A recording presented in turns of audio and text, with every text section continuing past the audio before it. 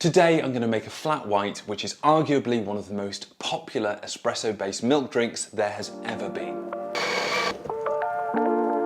As this drink requires espresso, we're going to need to use an espresso machine, and then the rest of it is just steamed milk. A lot has been made in the past about what a flat white really is. No one really knows where the flat white originated, but we're pretty sure that it came down to either Australia or New Zealand. In its simplest terms, you'd definitely be forgiven for describing a flat white as basically a small, strong latte. Essentially, the difference between a flat white and a latte is the proportion of espresso to steamed milk. The flat white has a higher proportion of coffee to milk, and for that reason, you often see flat whites served in a much smaller cup like this rather than a larger cup like this for a latte. In a cafe situation, it basically just means that you can put your shot of coffee in there and fill it to the top with milk, and you know that you're going to get the proportions about right. When it comes to an actual recipe for a flat white, I believe it completely comes down to the person who makes it. I don't believe there's any set rules. I don't believe it should be served in a specific glass or cup. Like with all coffees, it's just down to however you make it. What I have noticed though is if you go into a cafe and you ask for either a flat white, a cortado or a latte, generally it's the same coffee just with more or less milk with it. And the exact proportions just comes down to that person who's making it. So let's make one.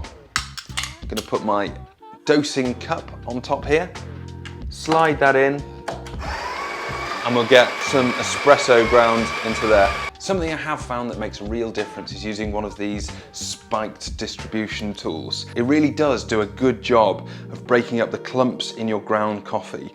And I don't know whether or not it makes it taste better, but it definitely gives more consistent results. So if you're one of these people who finds that their espressos are sometimes amazing and sometimes not that great, then I would suggest trying to make it as consistent as possible is a good idea.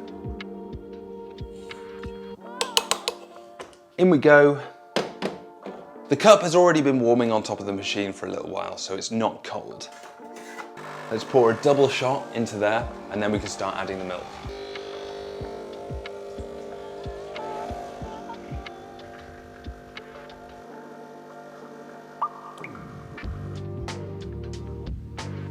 That smells too good. Very, very good. Now that we've got the espresso, the next thing we need to do is steam the milk.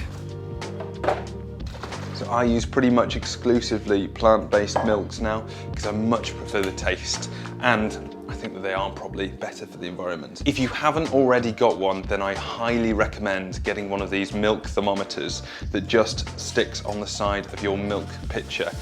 It takes all the guesswork out of steaming your milk. So some people have suggested that a flat white milk should be less aerated than a latte's milk. I'm not sure that's necessarily true. I would always suggest that you just do whatever you prefer. Make the drink that you want to drink.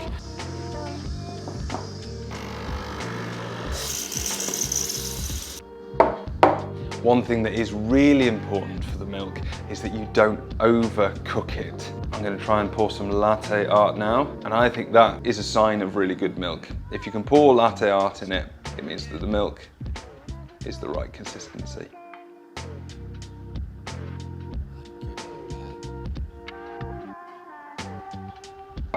There we have it. That is how I would make a flat white.